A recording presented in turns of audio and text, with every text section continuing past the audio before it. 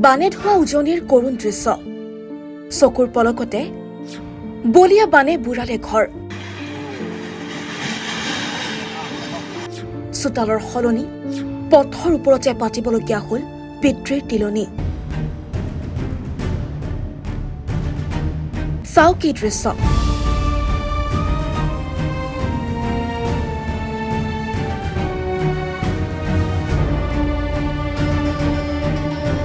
বানত এতিয়া সৰ্বস্বন্ত উজনি অসম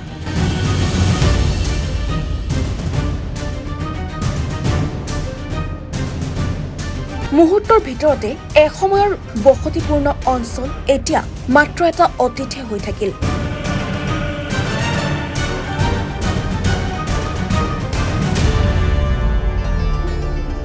ঘৰ দুৱাৰ মাটি ভেটি সকলো হেৰুৱালে মানুহে নিজৰ আপোনজনক হেৰুৱাইও এতিয়া বানাক্ৰান্তৰ মাজত হাহাকাৰ পৰিস্থিতিৰ সৃষ্টি হৈছে থাকিবলৈ এখন ঠাই বিচাৰিছে মানুহে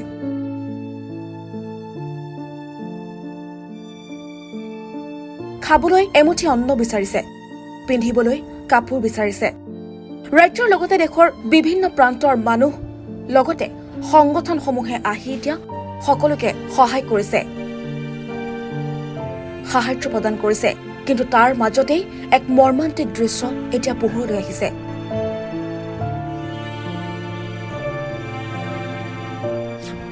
নুমলীগড়ৰ মৰঙীৰ কৰদৈগুৰিৰ এক কৰুণ দৃশ্য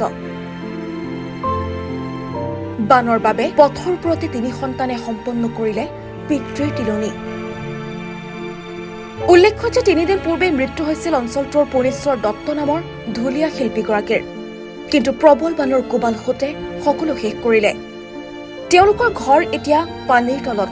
চোতালত কৰিবলগীয়া পিতৃৰ কৰ্মভাগিনো এতিয়া 3 পুত্ৰই ঘৰতে কৰে কেনেকৈ সেইবাবে এনেদৰে এতিয়া পথৰ ওপৰতে পিতৃৰ তিলনি পাতিবলগীয়া হৈছে 3 পুত্ৰই ধনশিৰি নৈৰ বাঢ়নি পানীয়ে বুঢ়াই পেলোৱাত পথৰ ওপৰতে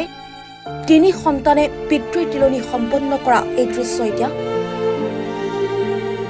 সামাজিক মাধ্যমত তীব্ৰ প্ৰতিক্ৰিয়াৰ সৃষ্টি কৰিছে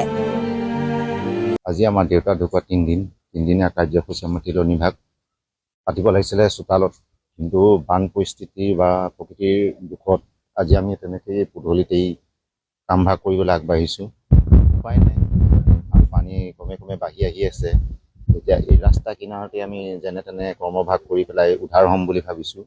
তাতে কি হয়গৈ আৰু ভৱিষ্যতো আমাৰ দেউতা আছিলে এজন নামৰ মানুহেই নাম মানে আপোনাৰ শিল্পী মানুহ নামঘৰীয়াও আছিলে ইমান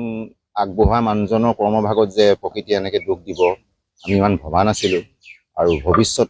পিছৰ পৰ্যায়ৰ সকামটোলৈ আমি চিন্তা কৰিবলৈও আমি ভাবিছিলোঁ দেউতাৰ সকামটো অকণ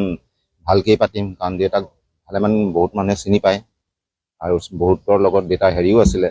কিন্তু সেই দুখখিনি এতিয়া আমাৰ অন্তৰত লাগিছে কাৰণ আমি কৰ্মভাগ ভালদৰে কৰিবলৈ আগবাঢ়িব পৰা নাই প্ৰকৃতিৰ দুখত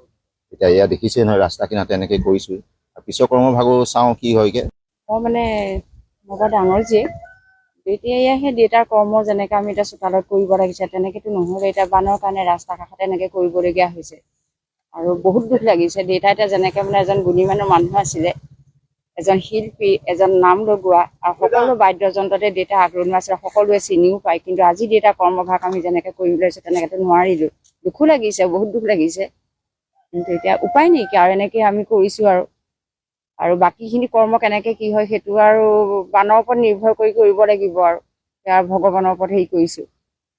আৰু কি ক'ম আৰু নিউজ ডেস্ক ৰিপৰ্ট assam.com